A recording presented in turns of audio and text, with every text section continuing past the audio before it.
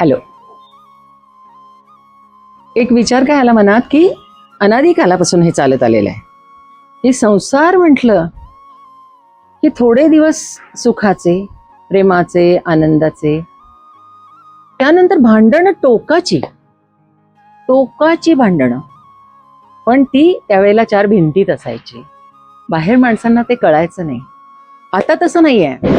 आता दोघही हट्टी असतात, इगोमध्ये येतो, मतं पटत नाहीत आणि या भांडणाचा इतका मनस्ताप होतो की त्यामुळे सगळं आयुष्य विस्कटूनच जातं.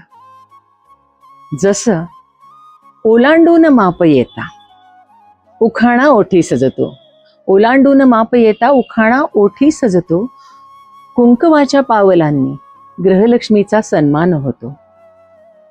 एक न पटणार मत त्यांनी सर्व काही विस्कटतं.